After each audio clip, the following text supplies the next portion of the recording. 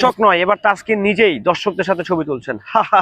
হালের পরিবর্তন, জনপ্রিয়তার পরিবর্তন, গালি খাওয়ার পরিবর্তন, রীতিমতো জন্য তাসকিন নিজে এসে দেন তো আপু মোবাইলটা একটা ছবি তুলি, ভাল লাগছে, ভাল লাগছে, ভাল লাগছে। মানে রীতিমতো এখন খেলোয়াড়রা গিয়ে অডিয়েন্সদের সাথে দর্শকদের সাথে ছবি তুলছে। কি নিয়তি, নিয়তি, নিয়তি। হ্যালো এভরিওয়ান, আসসালামু আলাইকুম। শিমুল আছি আপনাদের সঙ্গে। তাসকিন আহমেদ বাংলাদেশের আমরা বেস্ট বলার রাইট নাও। অডিয়েন্সদের সাথে ছবি তোলা নিয়ে কিন্তু মিরাজ কিছুদিন একটা কথা বলছে, এই যে আমরা তো গালি খাই, এত বকা খাই, আমরা কি কইছি অডিয়েন্সদের ভাই আমরা ছবি তুলবো না, আপনারা আমাদেরকে গালি দেন? এখন অডিয়েন্স যখন দালাল বলা শুরু করছে, ঠিক সেই সময়টায় তাসকিন কিন্তু অ্যাজ এ গুড পারসন, আমি as a good person, as a good player, তো তাসকিন চিন্তা করছে বাইরে যেহেতু ছবি তুলতে চাইছে, ছবিটা তুলে দিই, ছবিটা তুলে দেন, এলে আবার এই ছবি না তোলা জানি কোন দালাল শুনতে হয়।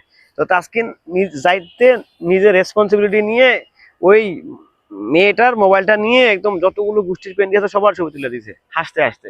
সো এটা হচ্ছে তাসকিন তো ভদ্র প্লেয়ার নিঃসন্দেহে। ওই যে মুশফিক ভাইয়ের সাথে তাসকিনের যে দ্বন্দ্বের একটা অ্যাডের কাজ চলতেছে, আমি পরে শুনলাম। তো এখন দেখেন কে কার সাথে ছবি তুলে, কে কার সাথে ছবি তুলে, এখন কি দর্শকদের সাথে প্লেয়াররা ছবি তুলে না প্লেয়াররা দর্শকদের সাথে ছবি তুলে? হিসাবটা আসলে কোথায়? হিসাবটা কোনো জায়গায় না।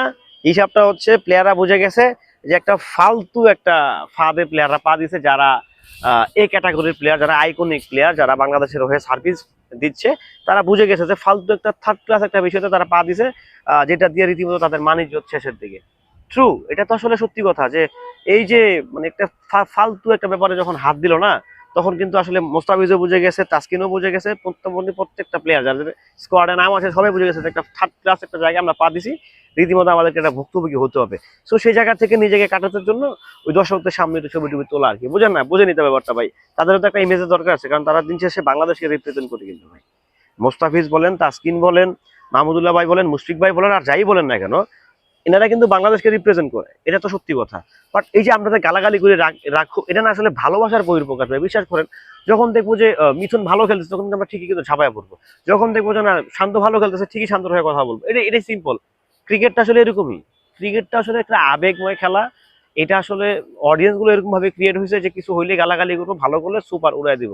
এটাই বাস্তব, এটা চরম বাস্তব কথা। কিন্তু চরম তিতা হলো সত্যি যে দর্শকরা মানে ক্রিকেটাররা প্লেয়াররা ভালো করলে দর্শকরা তালি দেয়, খারাপ করলে গালি দেয়, এটা সিম্পল। সো এটা তো মেনে নিছে প্লেয়াররা, তাই না? এটা কিন্তু খেলোয়াড়রা মেনে নিছে। বাট তারপরেও যেগুলো হয় এগুলো আসলে মানা যায় না। কিছু কিছু প্লেয়ারদের যেমন মিরাজ ভাই একটা কথা বললেন যে আমরা কি বলি ছবি তুলতে, আমরা কি বলতে পারতাম না ভাই, কিন্তু আমরা কিন্তু তা বলি না। মানে একটা বাচ্চা বলা আমাদের মতো আনসারটা করলো আর কি। যাই হোক, সেটা ওনার ব্যাপার। বাট তাসকিন আহমেদের এই বিষয়বস্তুটা ভালো ছিল, ভালো লাগছে। এটা আমার কাছে ভালো লাগছে, কার কাছে কেমন লাগছে ভাই জানার বিষয় না, বাট আমার কাছে ভালো লাগছে। আমার কাছে মনে হচ্ছে না as a good player, as a good thinking. তো যাই হোক, সবাই ভালো থাকবেন, সুস্থ থাকবেন, নিত্য নতুন আপডেট পেতে সঙ্গেই থাকবেন। বিশেষ করে T20 ওয়ার্ল্ড কাপের ধামাকা চাটুকারিতা দেখি কি হয়।